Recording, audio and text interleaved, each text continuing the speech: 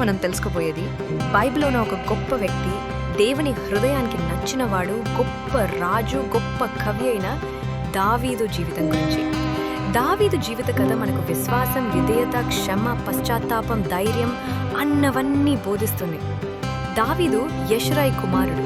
ఆయన చిన్ననాటి జీవితమే వినయంతో, శ్రమతో నిండింది. గొర్రెల కాపరిగా ఉండి అడవుల్లో దేవుని గురించి ఆలోచిస్తూ కీర్తనలు రాస్తూ జీవించాడు. అతడు చిన్నవాడైనా దేవుని మీద నమ్మకంతో సింహం, ఎలుగుబంట్లు కూడా ఓడించాడు. దేవుడు ఎప్పుడు మన హృదయాన్ని చూస్తాడని బైబిల్ చెప్తుంది. అందుకే దేవుడు సాముయేలు ప్రవక్త చేత దావీదును అభిషేకించాడు. సౌలు రాజును దేవుడు తిరస్కరించిన తర్వాత దావీదును బేత్లెహేంలో అభిషేకించాడు. అతని రూపాన్ని కాదు, అతని హృదయాన్ని దేవుడు చూశాడు. దావీదు గొప్ప ధైర్యవంతుడు. గోలియతు అనే భయంకరమైన శత్రువును ఎదిరించిన సంఘటనలో మనం ఇది స్పష్టంగా చూస్తాము. ప్రపంచం ఖడ్గం కవచంతో వస్తుంది, కానీ దావీదు దేవుని నామంతో ఎదుర్కోయాడు. ఒక చిన్న రాయి గోలియతుని కూల్చేసింది, ఎందుకంటే దేవుడు దావీదుతో ఉన్నాడు. దావీదును ప్రజలు ప్రేమించారు, కానీ రాజైన సౌలు ఈర్ష్యతో బాధపడ్డాడు. అతడు దావీదును చంపాలని అనేక ప్రయత్నాలు చేశాడు, కానీ దావీదు ప్రతీకారం తీసుకోలేదు. అతడు చెప్పాడు, దేవుని అభిషేకితుని తాకకూడదు. ఇక్కడ దావీదు వినయం, క్షమ, విధేయత మనకు స్పష్టంగా తెలుస్తుంది. ఈ కాలంలో దావీదుకు ఒక మంచి స్నేహితుడుండేవాడు.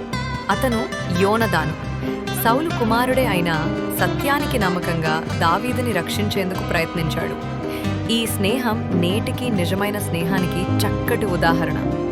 సౌలు మరణించిన తర్వాత దావీదు మొదట హెబ్రోన్లో, తర్వాత యెరూషలేంలో రాజ్యాన్ని స్థాపించాడు.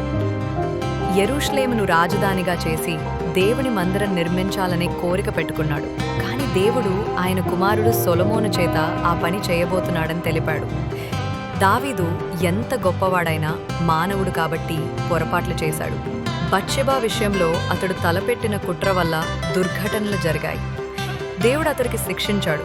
కానీ దావీదు నిజమైన పశ్చాత్తాపంతో దేవుని ముందు వంగి ప్రార్థించాడు. ఓ దేవా, నా హృదయాన్ని శుద్ధి చెయ్యము. దేవుడు క్షమించాడు, ఎందుకంటే దావీదు హృదయం నిజంగా మారింది. దేవుడు బయట కాదు, హృదయం చూస్తాడు. నమ్మకంగా బతికితే చిన్నవాడైన దేవుడు రాజు చేస్తాడు. పశ్చాత్తాపం చేస్తే దేవుడు క్షమిస్తాడు. జీవితం చివరి వరకు దేవునితో నడక అవసరం. దావీదు కథ మనకు నేర్పేది దేవుని కృపలో జీవించాలి, ధైర్యంగా ఉండాలి, మన హృదయం పవిత్రంగా ఉండాలి. దేవునిపై నమ్మకం ఉంటే సాధారణ మనిషి రాజుల వంటి వాడవుతాడు. దేవుడు మన కోసం చూస్తున్నాడు, మన హృదయాన్ని.